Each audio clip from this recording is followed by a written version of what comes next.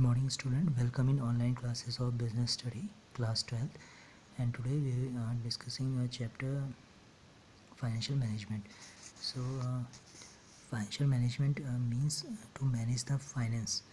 Simply कहीं तो finance यानी मनी को सही तरीके से अरेंज करना और उसको यूटिलाइज़ करना ही फाइनेंशियल मैनेजमेंट है. इसका मेन ऑब्जेक्टिव रहता है कि जो मैक्सिमम जो शेयर होल्डर्स हैं उन्हें उनके वेल्थ को मैक्सिमाइज़ किया जाए, उनको ज़्यादा से ज़्यादा बेनिफिट दिया जाए. फाइनेंशियल मैनेजमेंट के लिए हम 3 टाइप के मेन डिसीज़न लेते हैं: investment decision, financing decision and dividend decision. इन सारे डिसीज़न के बारे में अगर हम पहले से प्लान करके रखते हैं तो उसे फाइनेंशियल प्लानिंग कहते हैं. Now investment decision. Investment means होता है स्पेंड करना, खर्च करना, और इसके बारे में जब हम डिसीज़न लेते हैं तो उसे इन्वेस्टमेंट डिसीज़न कहते हैं. मेनली हम जो एक रेगुलर वे में हम स्पेंड करते हैं चीज़ें, और एक कुछ हैवी चीज़ों में स्पेंड करते हैं जो कभी कभार हम परचेज़ करते हैं. तो रेगुलर वे में जब हम स्पेंड करते हैं और उसके बारे में डिसीज़न लेते हैं तो उसे वर्किंग कैपिटल या शॉर्ट टर्म इन्वेस्टमेंट डिसीज़न कहते हैं. लेकिन जो हम चीज़ें कभी कभार खर्च स्पेंड करते हैं और उसे लॉन्ग टर्म तक यूज़ करते हैं तो उसे capital budgeting decision, fix capital या लॉन्ग टर्म इन्वेस्टमेंट डिसीज़न कहते हैं. ये जो भी इन्वेस्टमेंट डिसीज़न होते हैं उसको लेते समय हम कुछ चीज़ें ध्यान में रखते हैं जिसे हम factor effecting capital budgeting decision या लॉन्ग टर्म इन्वेस्टमेंट डिसीज़न कहते हैं. जैसे कि हम उसी चीज़ पे इन्वेस्ट करते हैं जहाँ हमें ज़्यादा से ज़्यादा रिटर्न मिले और कैश फ्लो हमारा ज़्यादा से ज़्यादा कैश फ्लो हो, यानी हम जो भी अर्न करें वो बेटर वे में करें और उसमें रिस्क जो है वो कम से कम हो. Now next decision is financing decision.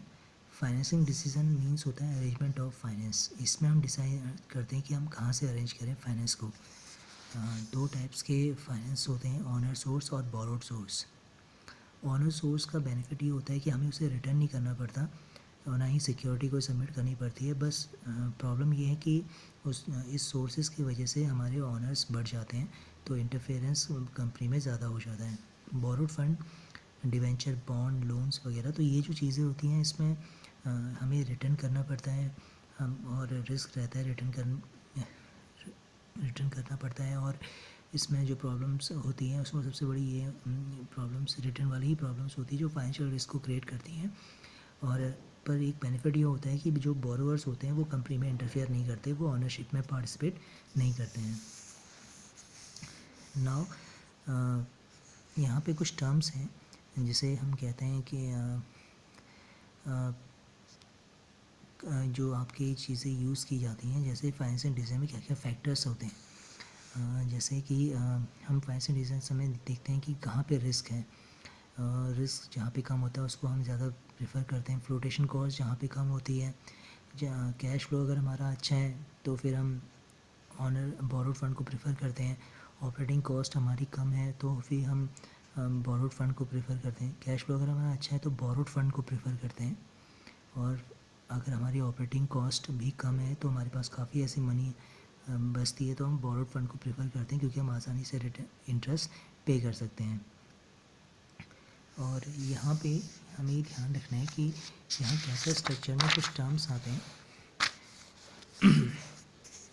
जैसे कि trading on equity, financial leverage, capital structure. Capital structure mainly owner fund and borrowed fund का रेशियो होता है. ये हमें बताता है कि कितना हमने ऑनर फंड से हमने मनी अरेंज की, कितना बोरोड फंड से. Trading on equity simply means होता है कि इक्विटी के बेस पे ट्रेड करना.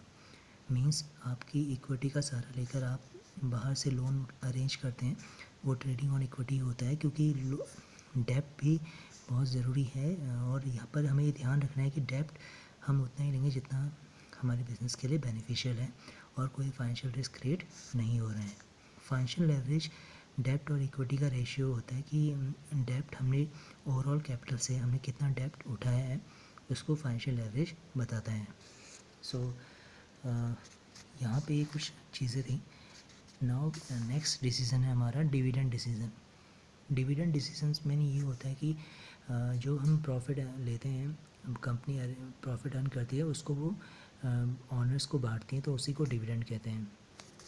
यहाँ पे कंपनी को डिसाइड करना होता है कि कि वो कितना ऑनर को डिस्ट्रीब्यूट करें और कितना अपने पास रिजर्व करके रखें। जैसे कि कंपनी की अगर अर्निंग अच्छी है तो डिविडेंड ज़्यादा देते हैं, कंपनी अगर स्टेबल है तो भी वो डिविडेंड ज़्यादा देते हैं। ग्रोथ अपॉर्चुनिटी अगर कंपनी चाहती है कि एक्सपेंड करना तो वो अपने पास रिजर्व रखते हैं। कैश फ्लो अगर कंपनी का अच्छा होता है तो वो डिविडेंड आसानी से पे कर लेते हैं, तो डिविडेंड प्रेफर करते हैं। शेयर होल्डर अगर आपके जो शेयर होल्डर्स हैं वो अगर उनकी जो पोजीशन है वो रिस्क लेने की नहीं है तो हम डिविडेंड को प्रेफर करते हैं।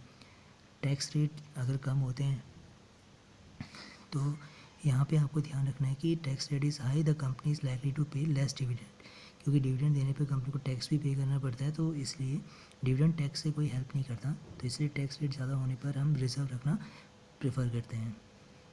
तो यहाँ पे कुछ ऐसी चीज़ें हैं जो फैक्टर्स हैं जो डिविडेंड डिसीजन लेते समय हमें ध्यान रखना पड़ता है कि हमें डिविडेंड देना है या रिजर्व रखना है। सो आई होप आपको ये टॉपिक क्लियर हुआ होगा। So that's it for today, thanks for watching.